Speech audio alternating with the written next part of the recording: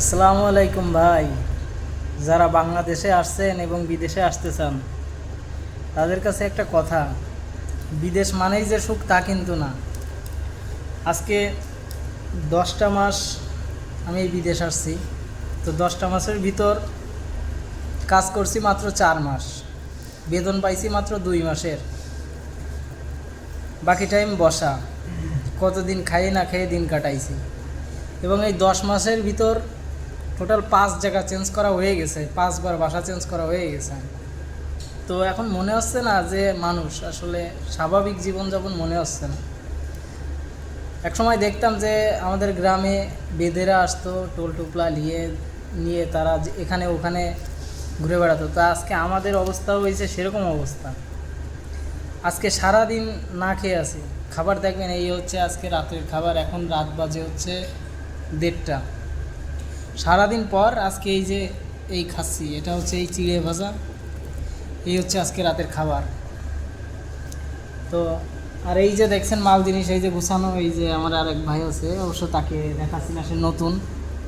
তো এই যে দুইজন মিলে এই যে দেখেন চিড়ে ভাজা খাচ্ছি, এই যে মালপত্র গুছাই রাখছি, কালকে সকাল হইলে জানি না আবার নতুন ঠিকানা কোথায় হবে। তো ভাই, বিদেশে যে এত সুখ আগে জানতাম না। বাংলাদেশে ভাবছি যে বিদেশে যাব, কষ্ট করতে যাব, তা তো দেখতেছি বিদেশে কোনো আসলে কষ্টই না, এতে সুখ। সারাদিন খাও আর ঘুমাও, অথবা খাওয়া ছাড়াই ঘুমাও, এটাই হচ্ছে বিদেশ। তো যারা বিদেশে আসবেন, বর্তমান যে পরিস্থিতি ভাইবে চিনতে আইসেন। দালালে কত লোভ দেশে, কত কিছু বলছে। আজকে যে বলছে যে 50,000 টাকা স্যালারি, থাকা খাওয়া সব কোম্পানির, তো সেই হিসেবে আজকে 10 মাসে 5-10 কে 50, প্রায় 5 লাখ টাকা আমার ইনকাম হয়ে যায়।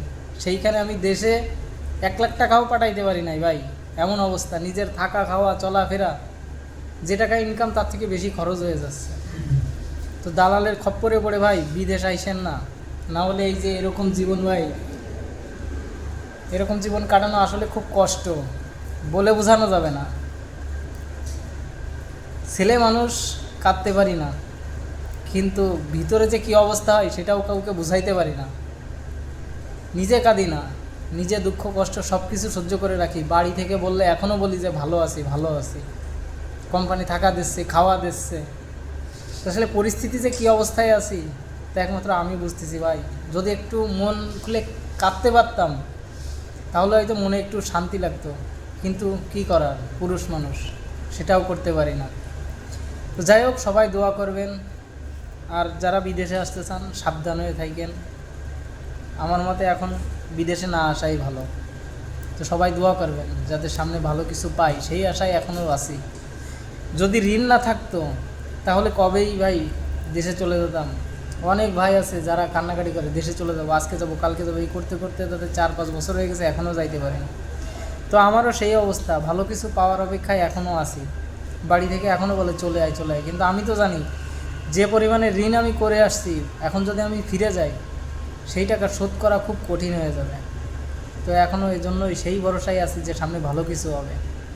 তো সবাই দোয়া করবেন। আমি চলে এসেছি, এখন যে অবস্থায় আছি আমি চাই না আমার আরেক ভাই সেই অবস্থায় আসুক। তো তাদের উদ্দেশ্যে এই ভিডিওটা বানানো ভাই। এই পরিস্থিতি যদি মোকাবেলা করতে পারেন তাহলে ভাই বিদেশ আসেন, না হলে ভাই বিদেশে আইসে সুখ নাই। এত সহজে সুখের মুখ দেখা যায় না, এটা এখন হাড়ে হাড়ে টের পাচ্ছি। তো সবার কাছে একটাই অনুরোধ যে একটু আমাদের জন্য দোয়া করবেন, প্রবাসীদের জন্য সবাই দোয়া করবেন, যাতে আমরা ভালো অবস্থায় থাকতে পারি।